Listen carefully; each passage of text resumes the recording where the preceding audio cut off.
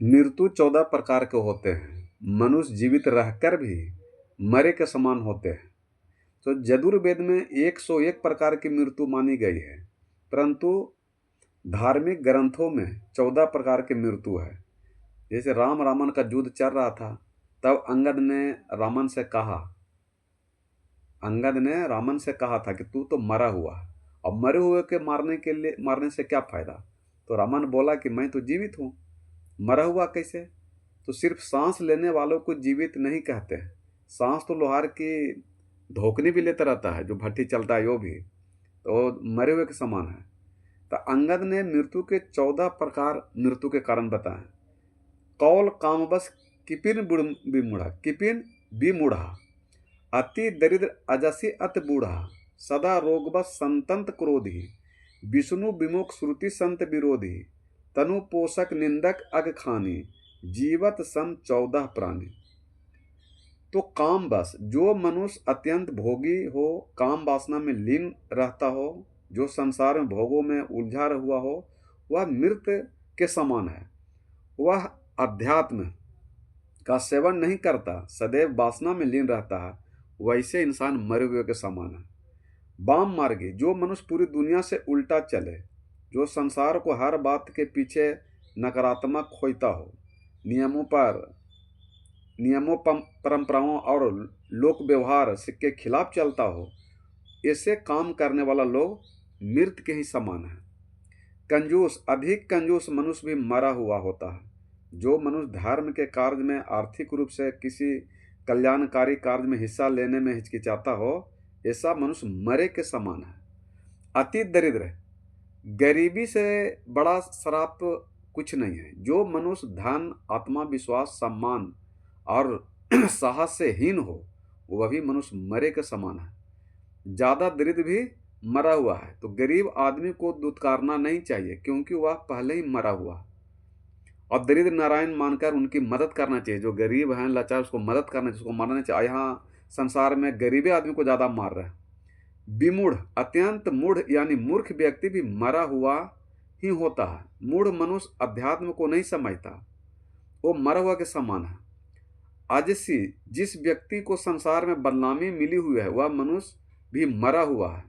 जो घर, परिवार, कुटुंब, समाज, नगर, राष्ट्र किसी भी काम में सम्मान नहीं पाता, वह मनुष्य भी मरे के समान होते हैं। सदा रोग बस, जो मनुष्य निरंतर बीमार रोगी रहता है, वह भी मरा हुआ के समान है। अति बूढ़ा, अधिक वृद्ध मनुष्य मरे के समान होता है। क्यों, वह अन्य यानी दूसरे लोगों पर आश्रित हो जाता है। जो बूढ़ा बुजुर्ग दूसरे पर आश्रित हो जाता है तो मरे हुए के समान है। लेकिन बेटा पुतो उसी पर ज़्यादा हावी होते हैं, बूढ़े पर, माता पिता पर। तो मरे हुए क्या मारना चाहिए। आग खानी, जो मनुष्य पाप कर्मों से अर्जित धन से अपना और परिवार का पालन पोषण करता है, वह मनुष्य मरे के समान होते हैं। उसके साथ रहने वाले भी उसी के समान हो जाता है। हमेशा मेहनत और ईमानदारी से कमाई करके ही धन प्राप्त करना चाहिए।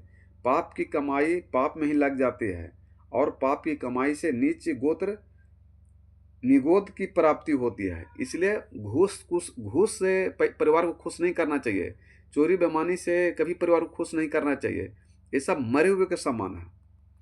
तन पोषक, ऐसा मनुष्य जो पूरी तरह से आत्मसंतुष्ट और खुद के स्वादों के लिए ही जीता है, तो संसार के किसी अन्य प्राणी के लिए उनके मन में कोई भावना,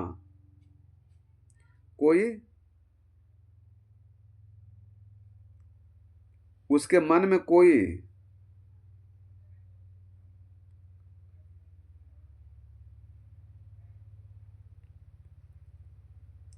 अन्य प्राणी के लिए उसके मन में कोई भावना है गलत, तो ऐसा मनुष्य मरे के समान होते हैं। 14 आदमी मरे के समान है। निंदक, बिना कोई कारण के किसी का निंदा करने वाला भी मनुष्य मरा हुआ होता है, जिसे दूसरों में सिर्फ कमियां ही नजर आती है।